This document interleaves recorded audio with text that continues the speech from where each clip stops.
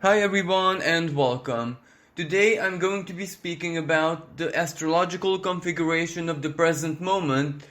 This is going to be like a short astrology update. Most of the things that I'm going to be speaking about I already mentioned in the weekly horoscope. So this is more like a reminder of what we are experiencing in the present moment and also where this is leading us to.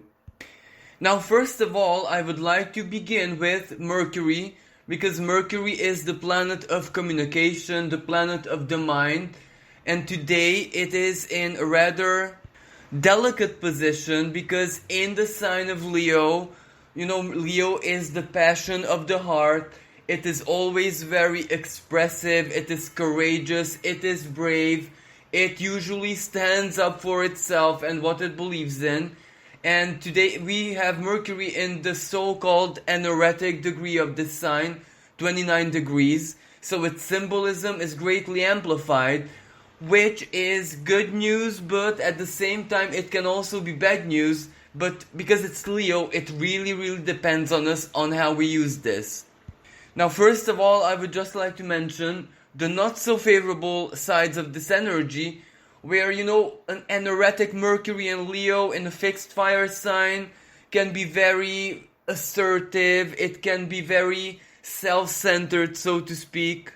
It speaks with passion, but if that passion is anger, if that passion comes from irritation, frustration, the not so favorable expressions of fire energy, well, today and tomorrow morning it can come across as angry words, as being way too overconfident perhaps. This is where our passionate words, our passionate communication may be misinterpreted. And if it's like a conflict, well, that's pretty obvious how it can play out. This is when we can very easily offend other people with our passionate words. So like always with an irritated Mercury, just think before you speak and try not to communicate, express your feelings verbally or anything which has to do with sharing information, standing from a position of tension, anger, frustration. Even if the circumstances might not really allow you to, go and contemplate or calm yourself down, at least take a deep breath and try your hardest not to, give out your worst self, if this makes sense. And a very good life philosophy which always tempers an irritated Mercury is, think of what you would do if you would be in the position of the person you are communicating with. So even if your words have to be assertive, angry, even if you have to defend your honor or whatever, still, if you put yourself into position of the person who you're communicating with, you will know the limits. Chances are, if you approach this from this perspective, you are not going to bombard them with certain words or certain expressions. Or maybe it's actually the non-verbal communication, the mimic, the gestures, the tone, etc., which you yourself would find highly offensive. But at the same time, there is a truly wonderful expression of this energy.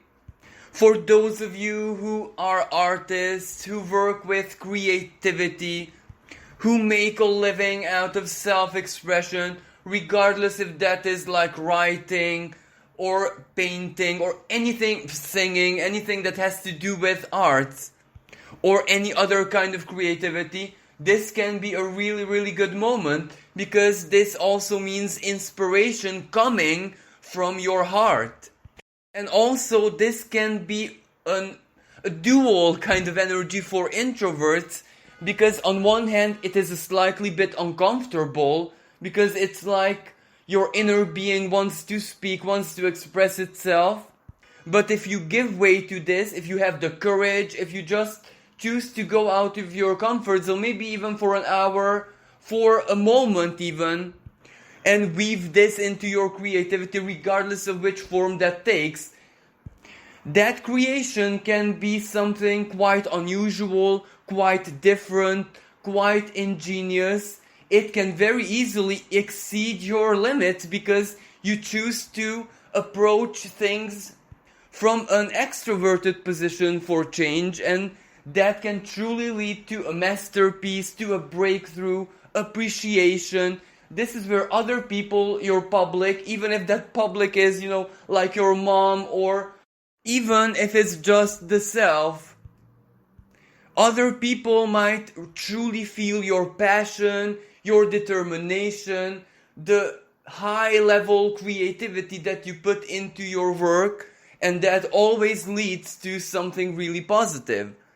This energy is also really good for romance, for matters of love, especially for those of you who are single and looking, because the way you present yourself, the way you express yourself can be perceived as very passionate, very juvenile, childlike, very, very playful, very light-hearted. And that, in most cases, is a really good thing because it makes someone that much more attractive. Even if you already have someone who you're interested in, and you might not have had the courage until this moment to express yourself, to initiate a conversation, or try to maybe convince them of how you truly feel, and maybe you want to ask them to give you a chance. Well, this is also good energy because your words can be that much more passionate, persuasive. The genuine feeling that you have in your life can be transmitted that much more easily. Now, of course, what this energy is not really good for is when you're in a committed relationship and there's tension, between the partners.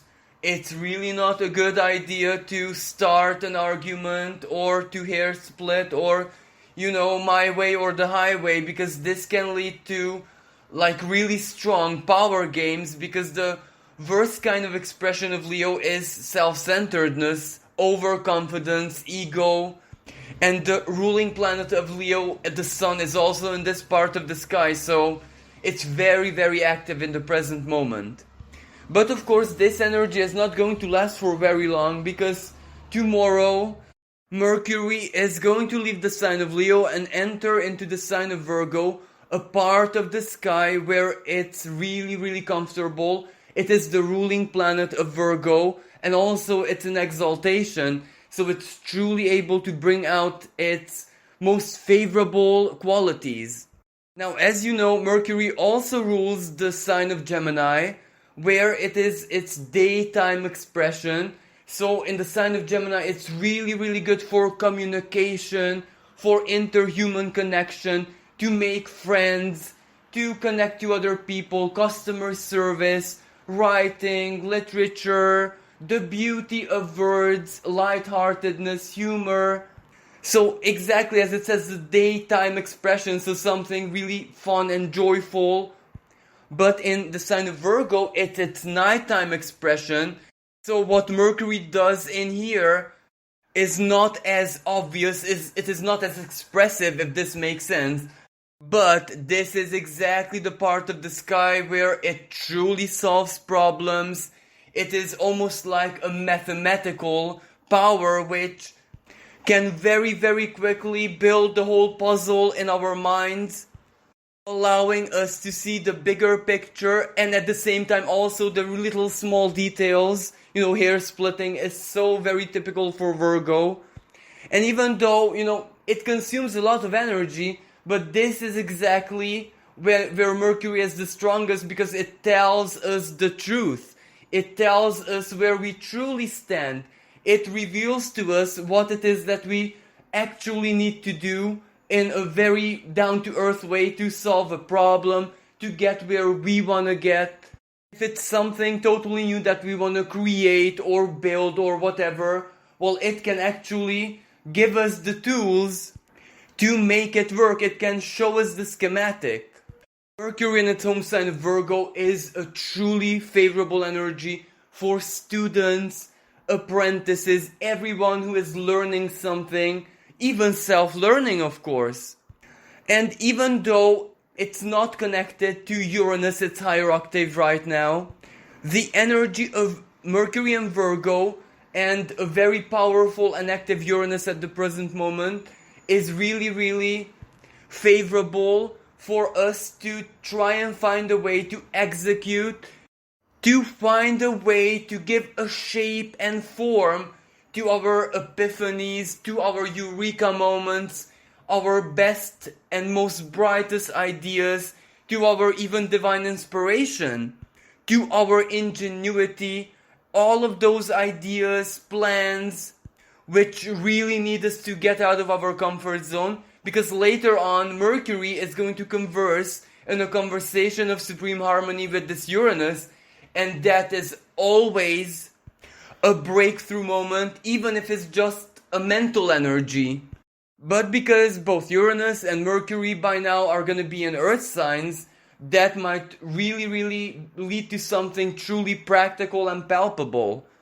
Also, Mercury in the sign of Virgo is really, really good to connect with the professionals you might need in your life, regardless of which domain: a lawyer, an accountant, a plumber, anyone who offers a service. This is like a blessed energy which might connect you exactly to the person who will meet your needs. Or if you are a professional yourself, then vice versa. Now, unfortunately, as Mercury enters into its home sign of Virgo, the very first celestial conversation it's going to hold is going to be a square, so a conversation of tension, with dark moon Lilith in the sign of Gemini. So, its other ruling sign. Now, collectively, this energy is very obvious of how it's going to play out.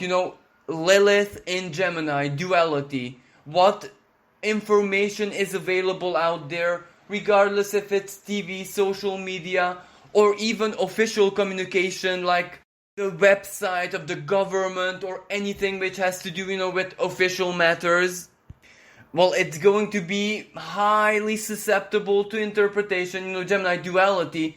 It can be this, but it can also be something totally else. It can be good and bad at the same time, depending on how you look at it.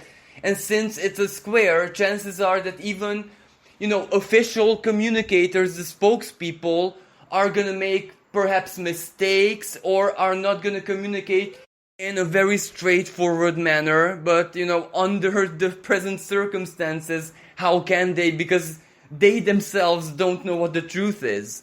So, the theme is the same as it always was, just with a slightly different nuance. What is true, what is not true, what is half true, what is subjective truth, etc.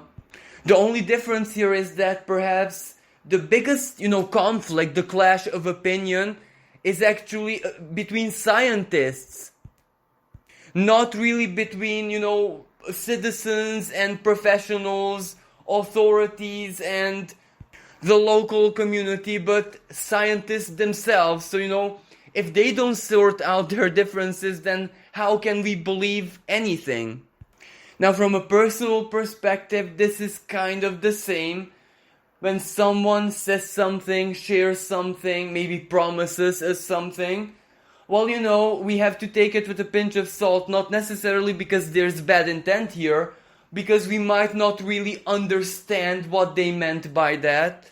And this can actually target, if this makes sense, our closest relationships, because the sign of Gemini rules our closest friends, our siblings, our cousins, our symbolic brothers and sisters, if this makes sense.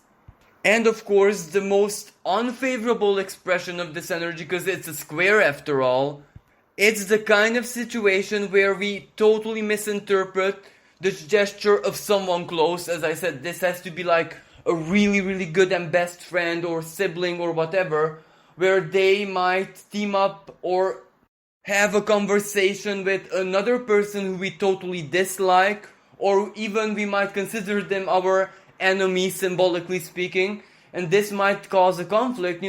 Are you with me or against me? But of course, this is just a misunderstanding, it's not really positive to condition another person like this.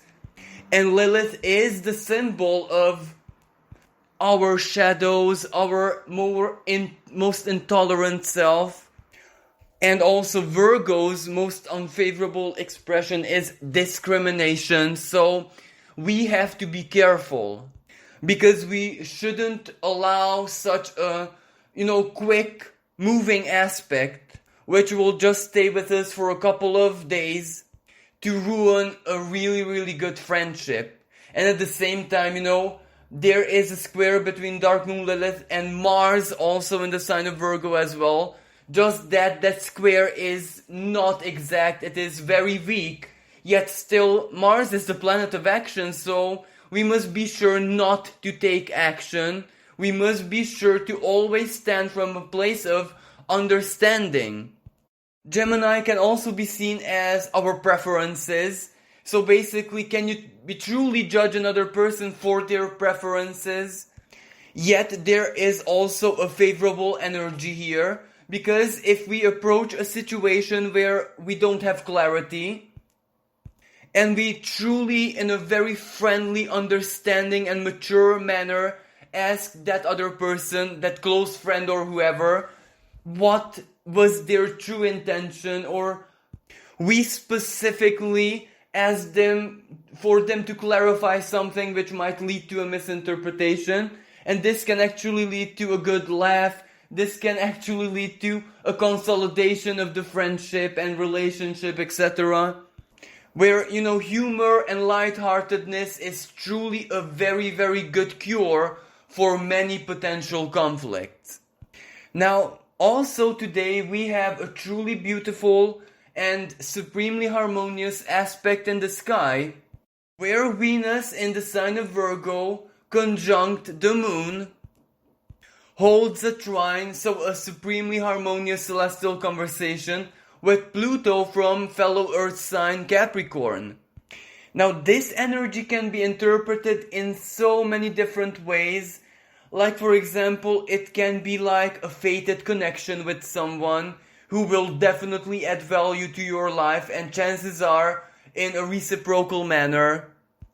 It can be like a communication, a conversation, which can truly change your judgment about something in the most favorable manner, or something that you perceived as negative, as perhaps a loss, Pluto, something that might have wounded you, something that might have offended you, turns unexpectedly around, and you can see it for what it truly was, a blessing, where, it's not just the energy of a blessing, a highly subjective inner feeling, but rather something physical, something very down to earth happens, and that is the blessing part in it.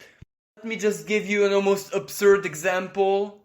Your phone broke down due to the recent Mercury and Uranus square, which we just had at the end of last week. And one of the physical expression of that energy was definitely technology breaking down. And you had to buy a new phone, of course.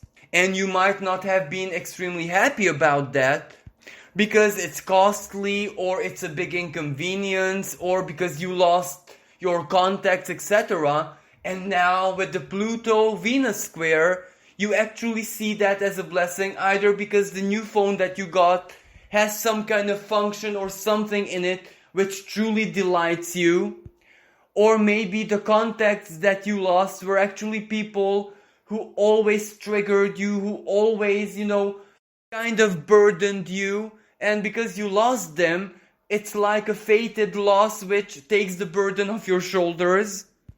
Or maybe because someone who you love, someone who loves you, maybe even like a boss, someone at work, someone in a position of authority and power, just gifts you a new phone because, you work for them and they can, it is in their power, so it turns into a blessing.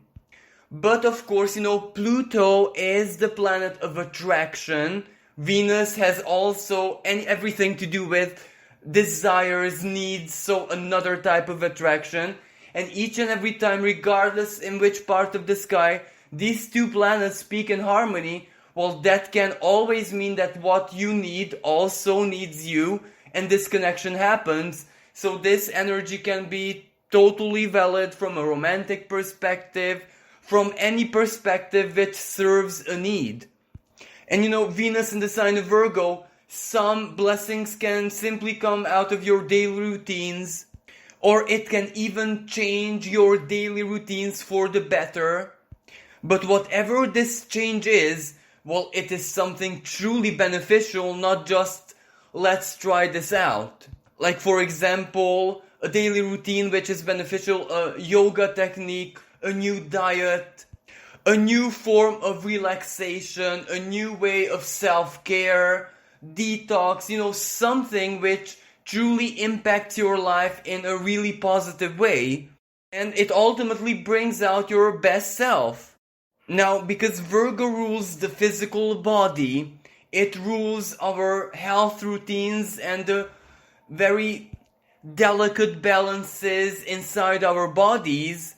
This can also represent like a medical act, may it be like mainstream or holistic, alternative, whatever, which is not just successful, but it's very, very positive. And because Venus is in the picture, it can also be something purely cosmetic, a really positive and beautiful change and transformation, Pluto. It can be something that you come up yourself, or you initiate yourself, and it turns into a blessing. But it can also be that you are inspired by someone else, or it happens in a very fated way, because every Pluto aspect has an element, a nuance of fated energy to it. Now, from a collective perspective, yes, this is a trine, it is a blessing, it is harmonious, but Pluto has always the element of truth to it, and that truth is always like somewhat psychological in nature, unlike Uranus, because Uranus is also planet of truth, but that truth is very objective. It might be something technological, for example, numbers, figures, facts, but with Pluto, it is a kind of truth which triggers emotions. So something is being revealed, something comes to daylight, something appears for what it truly is on the world stage, of course, where the sign of Virgo with Venus in it, well, it is the biosphere, it is the living earth, it is microorganisms, nature, etc. So perhaps this is some kind of good news, this is some kind of alternative solution to the problems that we are experiencing right now. It can be, for example, like a natural remedy, a herbal remedy to the COVID symptoms, to the COVID illness itself. They might discover plants or a natural substance, a natural remedy, which truly helps. And Pluto, surprise, surprise, we don't need all those medicines and chemicals as much. So it can be something of this nature. Something that we might have once feared, because let's not forget the moon is also in this celestial conversation. And the moon is the feelings. It is how people feel, how people react emotionally. So something that we once feared is now no longer a source of fear, because there is some kind of remedy, there is some kind of solution. We see it for what it truly is, therefore we no longer fear it. And speaking of the moon, well, all of this energy, everything that goes on in the present moment, it is like a massive buildup of emotional, also karmic, and psychological energy. When I say psychological, it's more sheer willpower, not as much emotion, but rather what we do with our power, with our psychological power, our focus, our intent, etc.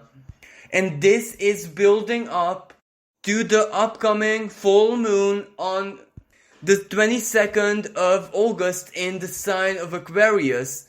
And this is so very unusual because if you remember, this is the second full moon that we're going to have in the same part of the sky. And this doesn't really happen very often. And when it happens, well, that means that the symbolism of that sign is hyper amplified. It is very, very important.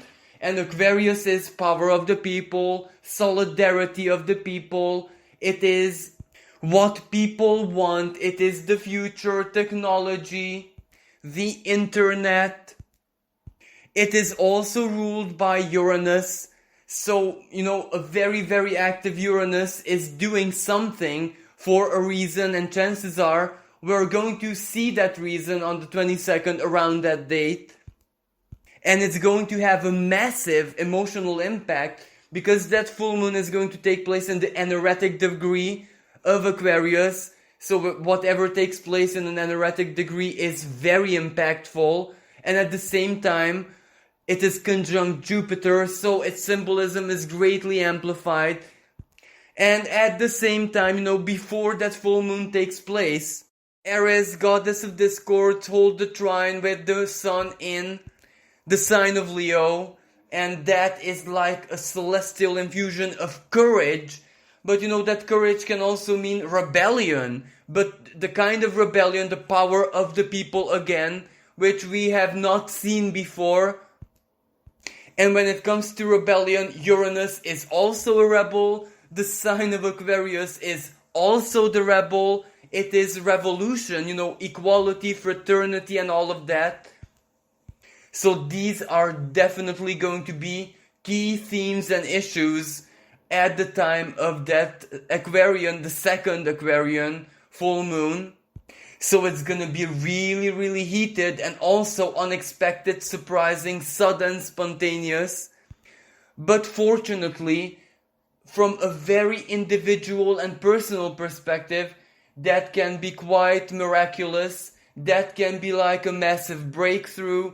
That can be like a big, big moment of personal relief where something that was urgent in your life, something that has been troubling you, irritating you, preventing your freedom, again, Uranus and Aquarius, stopping you from expressing your individuality, again, Aquarius, is gonna find a resolution, a solution. It can also be a very hopeful energy, Jupiter, hope for the future, help, solidarity from your friends. Aquarius is the ruler of the 11th house, so friendships, social circle, your position in society, your hopes and dreams coming true. And even if it might, manifest in not a very favorable way, because you see, energetic degree is the shadow side. And also a full moon can very well represent a termination, a completion in the sense of an ending, a culmination. So even if it kills a hope in this sense, well, that is actually for your greatest good. Like, let me just give you an example. Your house is burning, and to a certain point, of course, you're hopeful that you can extinguish the fire and save your house. But at one point, when you just cannot do anything anymore, your hope has to die for you to get out of the house and simply just accept that, you have to survive now, leave everything behind and get out of there. So either way, I do see this as a saving grace and an energy which bestows salvation one way or another. And even though the way it can happen is surprising because it's Aquarius and Uranus and all of that, and even Jupiter, in the sign of Aquarius, Jupiter is full of surprises, yet still the issue and the problem you might receive help with, may it be help from people or divine help, well, you already know that. You know what are the most pressing matters in your life right now. You know what you don't have power over, what you need help with. And chances are this is something which happens in that area of your life where the sign of Taurus, especially 14 degrees of Taurus, falls into. So that which the universe, through every possible means, is inspiring you to change, to get out of your comfort zone, to do that which is necessary. And you might have had a very, very good attempt at this around the very end of April and the beginning of May.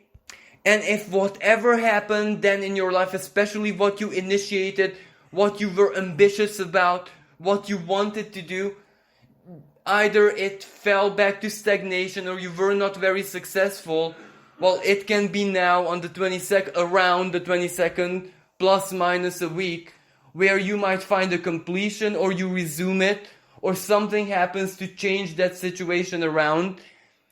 And another reason why I do believe that this is going to be a surprising moment is that exactly at that time, Uranus will stand still in the sky and prepare to go retrograde, so its symbolism is as amplified as it could possibly be. But of course, I'll speak about all of this in a future update closer to the time of that Aquarian full moon. So this concludes your update for today. Thank you so much for listening. I wish everyone a blessed day. Until next time, bye for now.